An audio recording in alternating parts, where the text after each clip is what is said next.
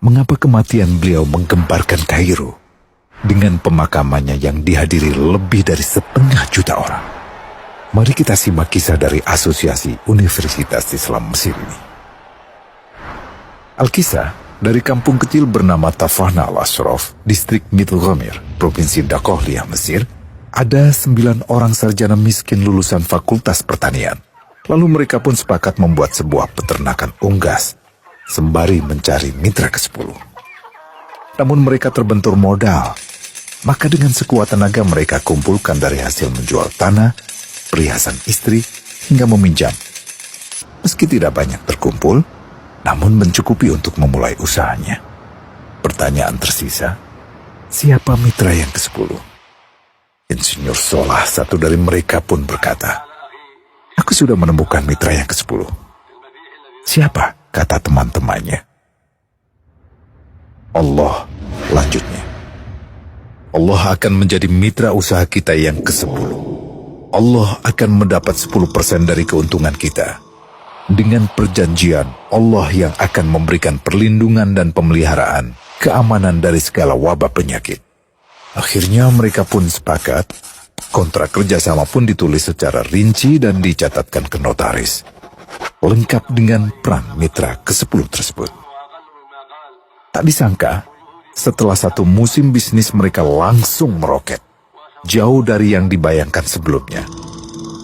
Lalu mereka pun kembali bersepakat menambah jatah keuntungan mitra ke-10 menjadi 20% di musim kedua, dan begitu seterusnya hingga mencapai 50%. Lalu bagaimana keuntungan mitra ke-10 itu dialokasikan? Dimulai dengan membangun sekolah dasar Islam putra, lalu lanjut putri, kemudian sekolah menengah putra, kemudian putri. Tambah lagi madrasah aliyah putra, lalu putri. Tapi karena keuntungan terus membanjir, akhirnya dibentuklah Baitul Mal. Dan mereka pun mengajukan ke pemerintah untuk membangun universitas di kampung. Awalnya ditolak dengan alasan tiadanya akses bagi para mahasiswa. Tak berapa lama mereka pun mengajukan pembangunan universitas lengkap dengan stasiun kereta beserta jalurnya dengan biaya mandiri. Akhirnya permintaan ini disetujui, dan pertama dalam sejarah Mesir berdirilah sebuah universitas di perkampungan kecil. Semakin berkembang, dibangun pula fakultas kedua, ketiga, keempat hingga asrama putri dengan kapasitas 600 kamar. Lalu asrama putra dengan 1.000 kamar. Tiket kereta api pun digratiskan untuk memudahkan transportasi menuju kampung tersebut.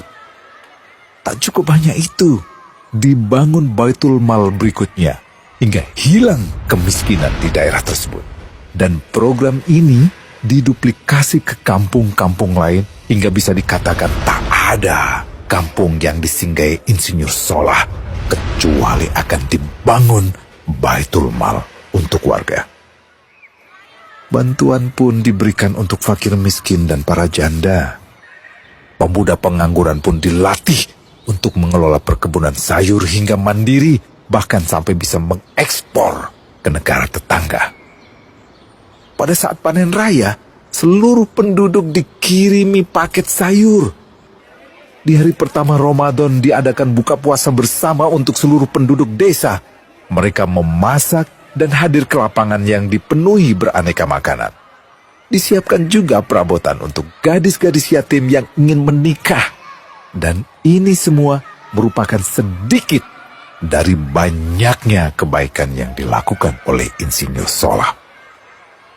Hingga pada akhirnya disepakatilah keuntungan perusahaan 100% untuk Allah. Insinyur Solah yang awalnya adalah salah satu mitra usaha berubah menjadi karyawan Allah. Dia hanya menerima gaji, namun dia memberikan Tuhannya syarat agar membuatnya hanya butuh kepadanya dan hanya meminta kepadanya. Inilah sosok Insinyur Solah Atiyah, aktor utama kisah menakjubkan ini. Keikhlasannya membuat ia sama sekali menolak terkenal di media massa. Dan kini, meski orang yang melibatkan Allah ke dalam bisnisnya ini telah wafat, terbayang seluruh amal jariahnya yang selalu mengalir untuknya. Masya Allah. Pertanyaannya, akankah ini hanya menjadi sebatas kisah saja? Atau menjadi teladan bagi kita untuk mengikuti jejaknya?